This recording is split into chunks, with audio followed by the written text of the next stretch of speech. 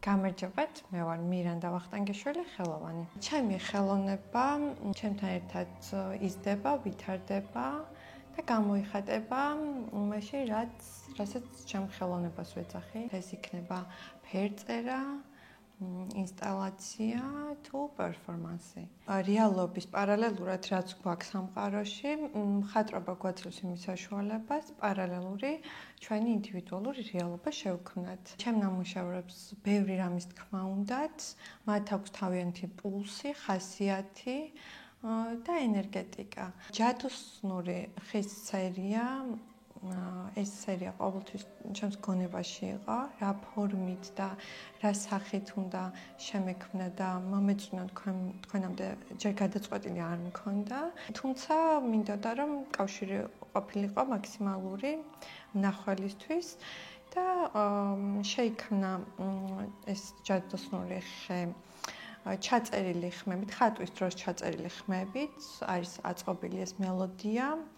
ამ მელოდიაზე ვიმუშავე მუსიკოს ლევან მიქელაძესთან ერთად და დიდი მადლობა ამ ჯადოსნურობისთვის მას. რაც შეეხება პრეზენტაციას და წარდგენას და გაცნობას საზოგადოებისთვის, ეს იყო ჯადოსნური ამბით, რომელიც ფერებს იცვლის, ენერგიებს ცვლის. გვაქვს იმის საშუალება, რომ ჩავიფიქროთ სურვილები და დავალოდოთ, როდის მოხდება ამის რეალიზება.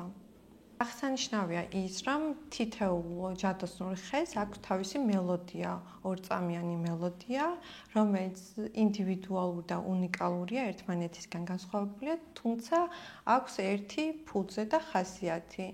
მაგრამ ამავდროულად ცალ-ცალკეა. რაც შეეხება ჯადოსნური ხეების ფერთა გამას, რომელიც ფერს იცვლის, ეს თავისი ამბიდან გამომდინარეობს. ეს შეიძლება იყოს ინტერპრეტაცია ძალის, შიშის, რაღაც სიბნელის, სევდის, განწყობების ცვლა არის, მოკლედ ეს ფერთა გამა.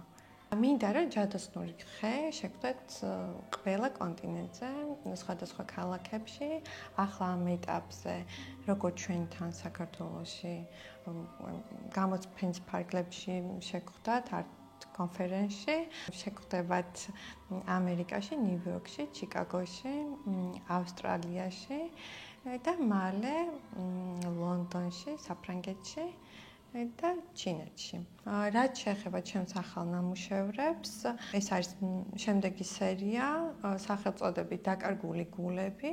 ფიქრობ, ფერწერულ ტილოებთან ერთად იქნება პერფორმანსი და ასევე ინსტალაცია და მუშაობ ერთ დიდ პროექტზე, რომელიც მინდა გავაერთიანო, ჩემი სხვადასხვა ნამუშევრები, მაგალითად წერო, რომელმაც სამსახური მიატოვა, ზებრა, რომელიც ზებრა არ არის და ესეთი ნამუშევრები გავაერთიანო და ალბათ ვფიქრობ ლიტერატურულ სახეს მივცემ ფერწერულ ტილოებთან ერთად.